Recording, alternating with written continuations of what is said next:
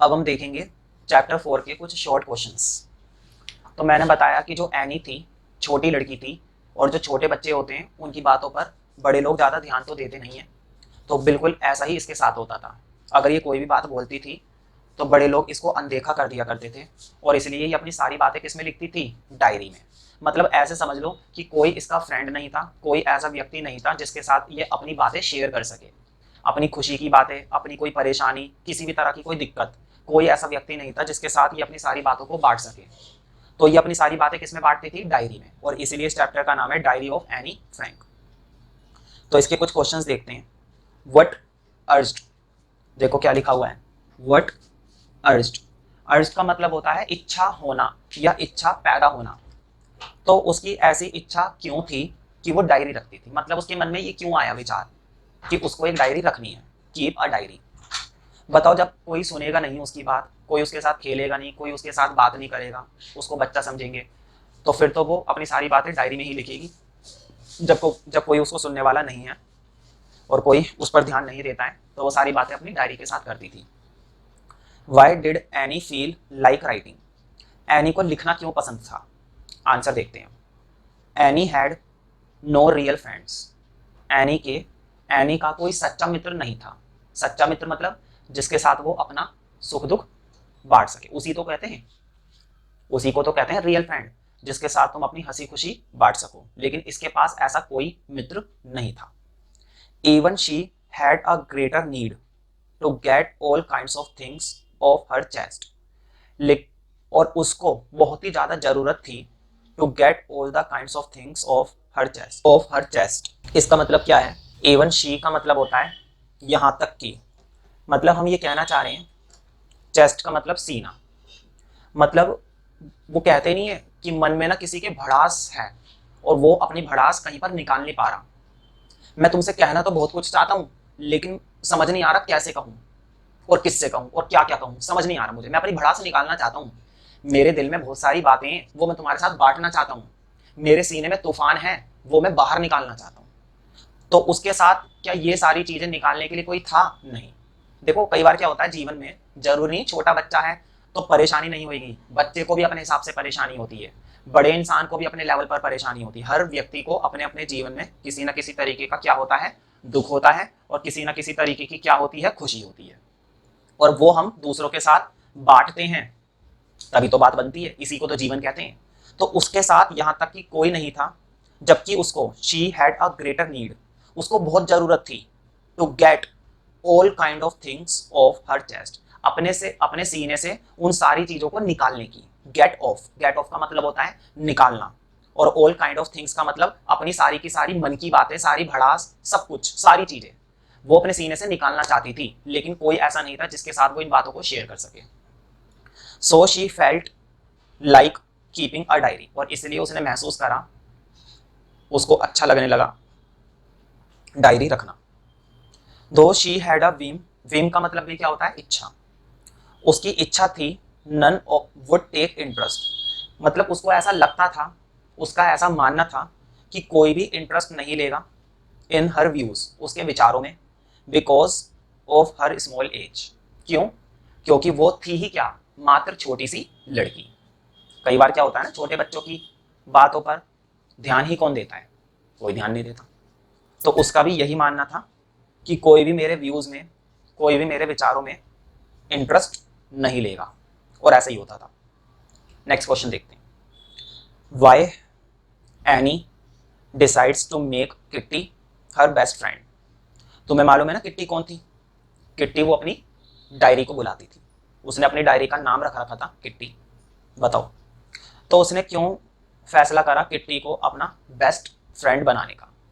Kitty diary लिखना तो उसे पसंद आ गया, लेकिन उसने अपनी डायरी को बेस्ट फ्रेंड क्यों बोला? यह है question. Any had loving parents and relatives, any के बहुत ही प्यार करने वाले माता पिता थे और रिश्तेदार थे। रिलेटिव्स का मतलब होता है रिश्तेदार।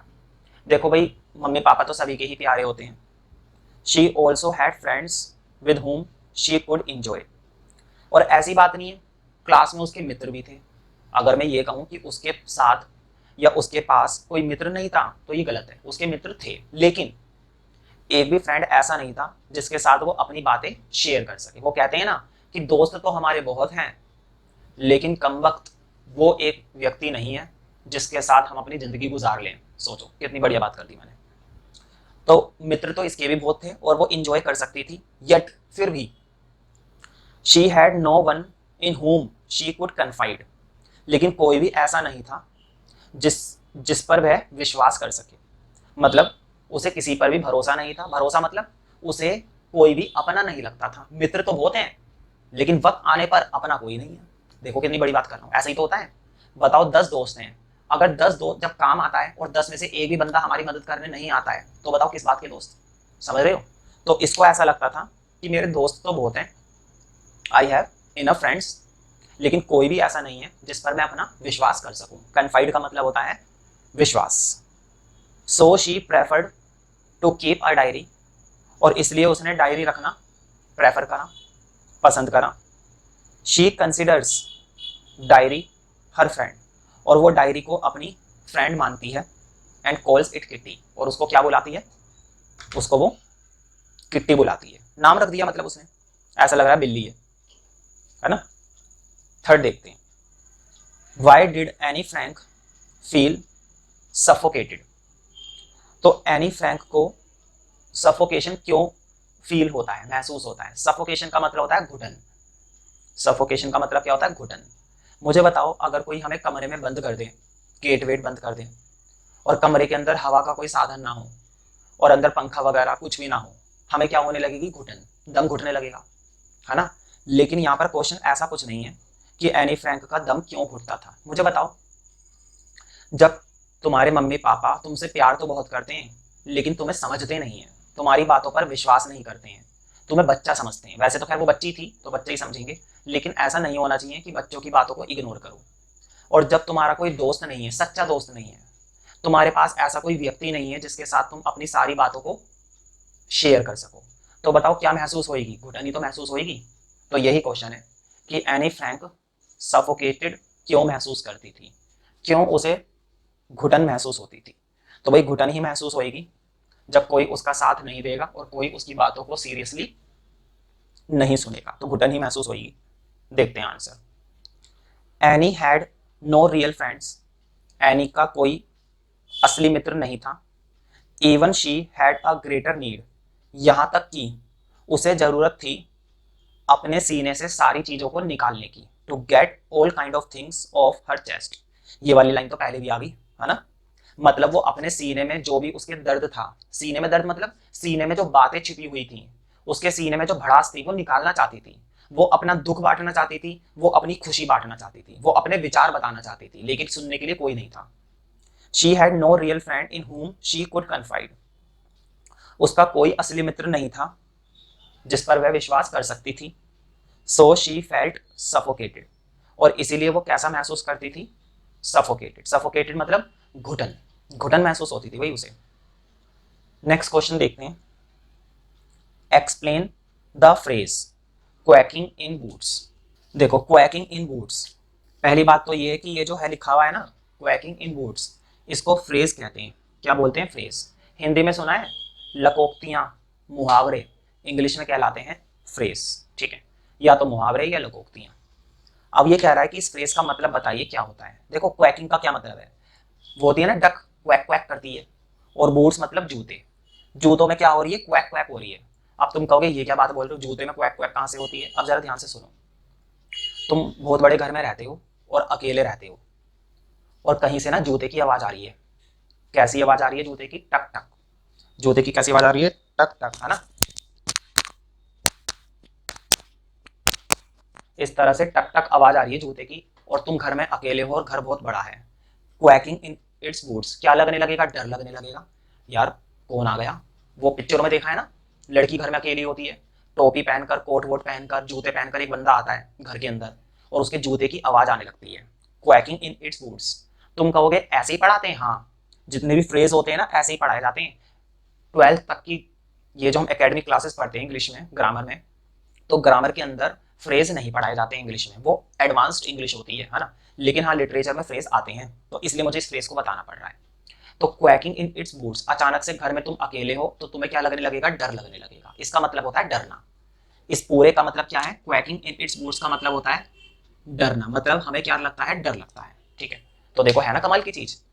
अब डरने की तुम बोलोगे, अच्छा डरने की तो स्केर्ड होती है, क्या वो नहीं लिख सकते? डरने की तो अफ्रेड होती है, क्या वो नहीं लिख सकते? बिल्कुल लिख सकते हो। स्केर्ड लिखो, अफ्रेड लिखो, कोई दिक्कत नहीं है। लेकिन जरा देखो, ये तो कोई भी समझ लेगा, क्या ये समझ पाएगा? वो उसका ध्यान पता है कहाँ चला जाएगा, उसका ध्यान चला जाएगा जूतों की तरफ, उसका ध्यान चला जाएगा क्वैक की तरफ। वो कहेगा इसका क्या मतलब बना, जूते में क्वैक क्वैक, ये तो समझ में नहीं आया। जबकि इसका मतलब क्या है, डरना। इसका मतलब है डर। तो ये होता है फ्रेज। फ्रेज में शब्दों पर मत जाना, कभी भी शब्दों पर नहीं जाना है। उसका मीनिंग क्या होता है, डरना। तो देखो क्या लिखा हुआ है, तो तुम्हें मालूम ही होगा, चैप्टर में मैंने बता दिया था। इन लोगों का रिजल्ट आने वाला था, एनी का और एनी की क्लास का। एनी जिस स्कूल में पढ़ती थी उसकी क्लास में क्या घोषित होने वाले थे, एग्जाम के रिजल्ट्स। तो बताओ पूरी क्लास में बच्चों के बीच क्या फैला हुआ होगा, डर। पूरी क्लास में बच्चों के बीच क्या फैला हुआ होगा, डर। तो इसीलिए इस फ्रेज का इस्तेमाल किया गया है, क्वैकिंग इन इट्स बूट्स। बच्चे डरे हुए थे कि मैं पास होऊंगा, कहीं मैं फेल हो गया तो, मैं अगली क्लास में गया या नहीं गया, क्या होगा। सब आपस में डर रहे हैं, एक दूसरे से बातचीत कर रहे हैं। कोई कह रहा है देख मैं तो पास हो जाऊंगा, लगी शर्त। कोई कह रहा है तू पास नहीं होने वाला, लगाई 100 रुपए की शर्त। तो सबके सब क्या लगा रहे हैं, शर्त लगा रहे हैं। ऐसा होता है ना। तो अब जरा क्वेश्चन पढ़ते हैं। Explain the phrase quaking in its boots. इस फ्रेज का मतलब समझाइए। Why was the whole class quaking in boots. पूरी की पूरी क्लास क्वैकिंग इन बूट्स क्यों कर रही थी। अब समझ में आ गया ना, क्वैकिंग इन बूट्स मतलब क्यों डरी हुई थी। पूरी की पूरी कक्षा, पूरी की पूरी क्लास डरी क्यों थी। तो क्यों डरी थी, रिजल्ट आने वाले थे भाई, रिजल्ट से तो भूत भी डर जाते हैं। आंसर देखते हैं। The whole class was busy in activities as the forthcoming of the meeting in which teachers were to decide who will move to the next form had to be decided। तो पूरी class उस activities में busy थी क्योंकि meeting होने वाली थी। Fourth coming का मतलब होता है आगामी, आने वाली। आने वाले समय में मीटिंग होने वाली थी जिसमें टीचर्स ये डिसाइड करने वाले थे कि कौन सा बच्चा नेक्स्ट फॉर्म में जाएगा। नेक्स्ट फॉर्म मतलब नेक्स्ट क्लास में जाएगा। All the students were busy, और सारे ही विद्यार्थी बिजी थे। And were also putting their entire saving on bat, और उन्होंने अपनी सारी सेविंग शर्त में लगा रखी थी कि देख अगर तू पास हो गया ना तो लगी 500 की शर्त, अबे तू फेल होएगा लगाता हूं मैं चल शर्त 100 रुपए की, है ना। तो उन्होंने अपने सारे के सारे पैसे, सारी सेविंग्स किस पर लगा दी थी, शर्त में। बैट का मतलब तो समझते होंगे, बैट मतलब शर्त। तो वो होता है ना बच्चों के बीच में शर्त लगती है बात बात पर कि चल लगी शर्त, अगले दिन देखते हैं तू जल्दी आएगा स्कूल में, लगी शर्त। तो वो चीज नहीं होती, तो वो हो रहा था। तो पूरी क्लास में डर का माहौल था, क्वैकिंग इन इट्स बूट्स।